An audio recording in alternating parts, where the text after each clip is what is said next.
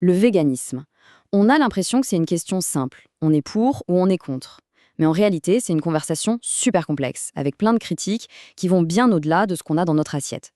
Aujourd'hui, on va décortiquer tout ça pour vraiment comprendre les tensions qui animent ce débat. Et ça commence par un phénomène assez surprenant qu'on observe sur les réseaux sociaux. Alors, regardez ça. C'est un phénomène très actuel, la montée en puissance des influenceurs qu'on appelle les ex-véganes.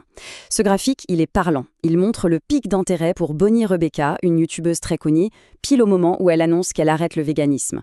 Et attention, ce n'est pas un cas isolé, c'est une vraie tendance. Ça nous montre qu'il y a des questionnements dans le mouvement et c'est un point de départ fascinant pour notre analyse. Et voilà, cette citation, elle tape en plein dans le mille. C'est la youtubeuse Kalel qui dit ça, et elle résume parfaitement l'une des critiques qui revient le plus souvent chez ceux qui abandonnent. Ce qu'elle exprime, c'est une sorte de frustration face à un discours jugé un peu trop simpliste sur la facilité et la faisabilité du régime vegan au quotidien. Ok, donc plongeons dans ce phénomène ex-vegan. L'idée, c'est de comprendre pourquoi ces personnes, qui étaient souvent des porte-paroles du mouvement, décident non seulement d'arrêter, mais surtout de le faire de manière très publique, très visible. Et l'argument qui revient tout le temps, vraiment le numéro 1, c'est la santé. Problèmes digestifs, manque d'énergie, carence. C'est ce discours sur une santé qui se dégrade, qui est mis en avant pour justifier le retour aux produits animaux. Mais bon, au-delà des témoignages personnels, qu'est-ce qu'en dit la science ? Voilà, passons des témoignages à la science. Quels sont concrètement les arguments nutritionnels derrière ces soucis de santé ? Et surtout, est-ce qu'il y a des réponses scientifiques ? Un des sujets les mieux documentés, c'est la fameuse vitamine B12. Une étude a comparé des véganes, des végétariens et des omnivores. Et elle a montré que le groupe vegan avait des taux d'homocystéine plus élevés. C'est un marqueur bien connu d'une carence en B12. Donc là, ce n'est plus une opinion, c'est un fait scientifique. Ça déplace le débat. La question n'est plus de savoir s'il y a un risque, mais plutôt comment on gère ce risque qui est inhérent à un régime 100% végétal.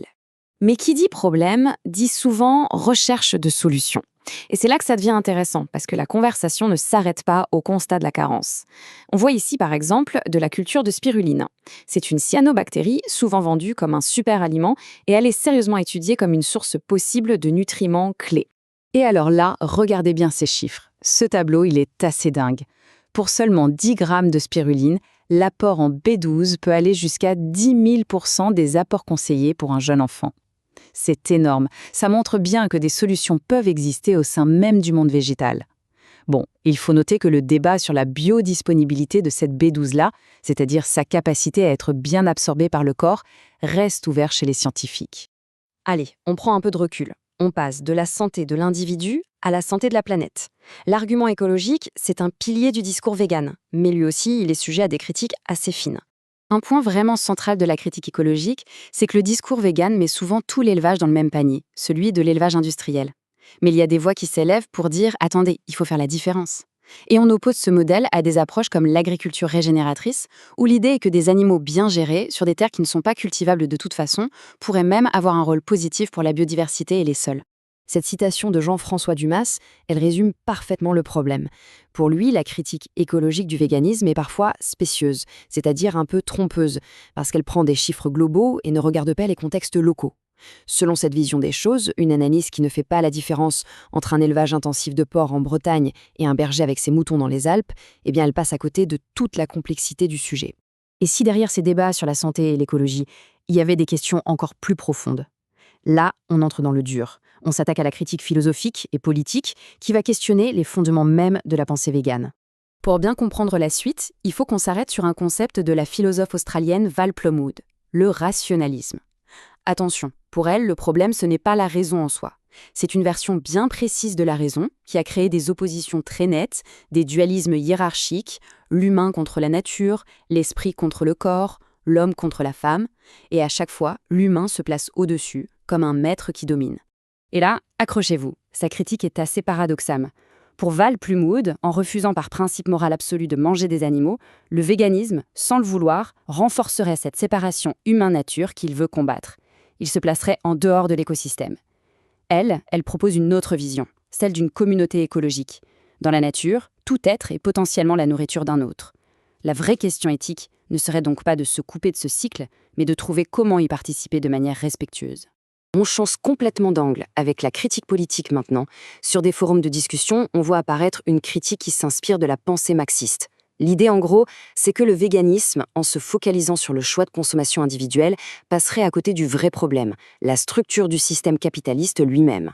Ça serait une sorte de solution de bourgeois qui ne remet pas en cause le système à la racine.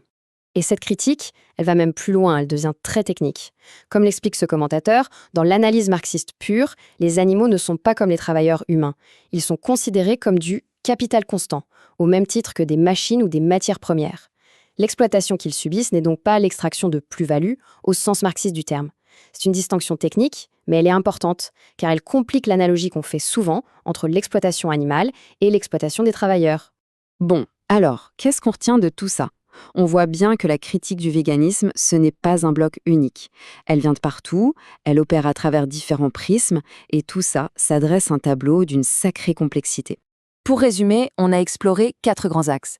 D'abord, l'angle de la santé, qui soulève les défis nutritionnels, puis l'angle écologique, qui nous pousse à distinguer les différents types d'élevage, ensuite l'angle philosophique, bien plus abstrait, qui questionne notre rapport à la nature, et enfin l'angle politique, qui analyse la place du véganisme dans un système capitaliste.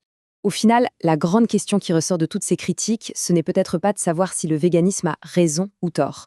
C'est une question beaucoup plus large.